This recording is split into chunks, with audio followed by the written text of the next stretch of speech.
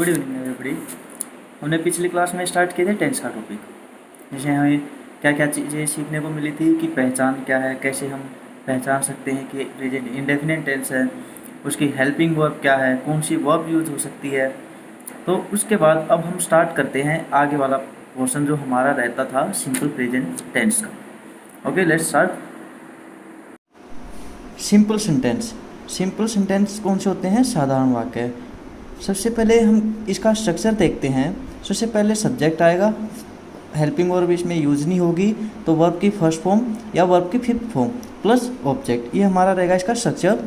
उसके बाद एक नोट करवा के मैंने एक चीज़ लिखी है कि प्रेजेंट इंडेफिनिट के सिंपल सेंटेंसेज में हेल्पिंग वर्ब कौन सी थी? हेल्पिंग वर्ब डू और डज का प्रयोग नहीं करते। यदि सिंगुलर सब्जेक्ट है तो क्या चीज़? यदि सिंगुलर सब्जेक्ट है तो वर्ब की फिफ्थ फॉर्म का, और प्लूरल सब्जेक्ट है तो वर्ब की फर्स्ट फॉर्म का प्रयोग करते हैं। फिर बात आती है कि जो हम ये वर्ब की फिफ्थ फॉर्म है, इसमें दो पोर्शन होते हैं, एक तो एस का और एक ई एस का। ठीक है, तो अब यही देखना है कि एस कहाँ लगेगा और ई एस कहाँ लगेगा, क्योंकि ये तो दोनों चीज़ सिंगुलर सब्जेक्ट के साथ ही लगेंगे।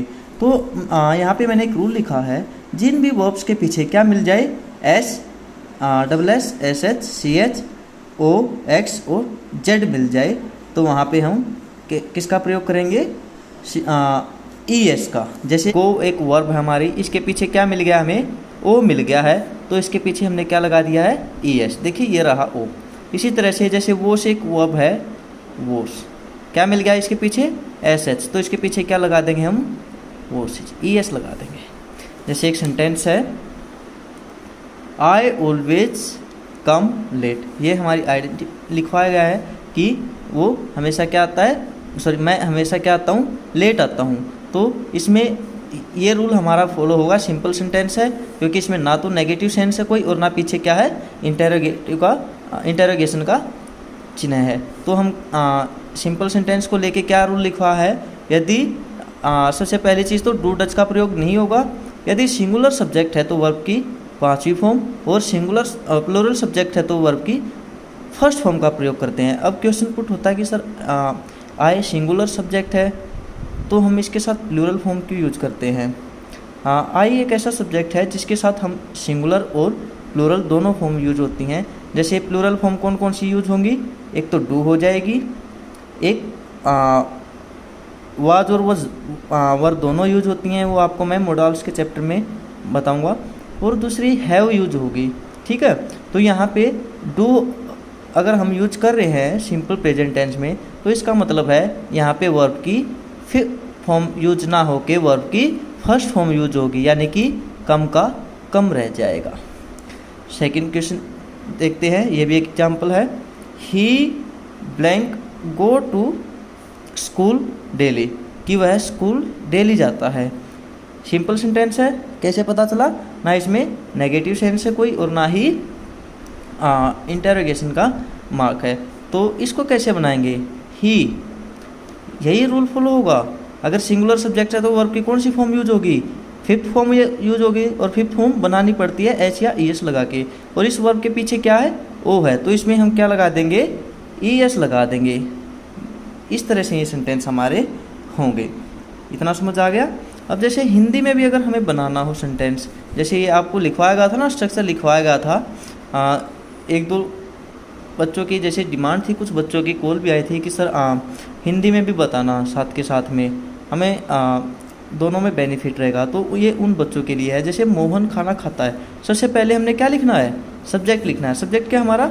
मोहन। फिर हेल्पिंग वर्ब यूज करनी नहीं है, वर्ब की फर्स्ट फॉर्म या वर्ब की फिफ्थ फॉर्म यूज करनी है।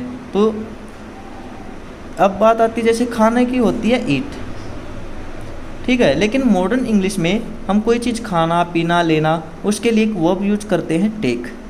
ईट भी करना गलत नहीं होगा, लेकिन एक टेक ही वर्ब हम आजकल यूज कर रहे हैं, कोई भी चीज़ जब खाते हैं, पीते हैं या लेते हैं। ठीक है, तो टेक हमने वर्ब यूज की, तो मोहन सिंगुलर था, तो इसके साथ वर्ब की फिफ्थ फॉर्म यूज की हमने, टेक्स क्या चीज़? फूड। ऐसे ही जैसे राम क्रिकेट खेलने जाता है, इसमें दो वर्ब मिल गई हमें, खेलना और जाना।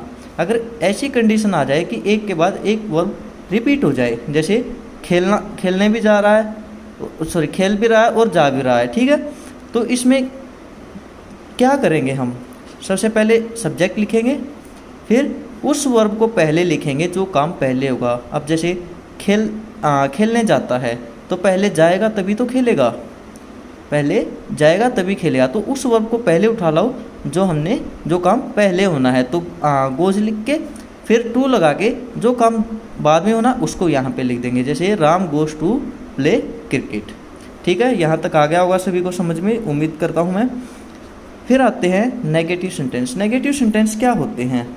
नेगेटिव सेंटेंस वो होते हैं जिनमें कैसी सेंस होती है, नेगेटिव, यानी कि नकारात्मक सेंस होती है।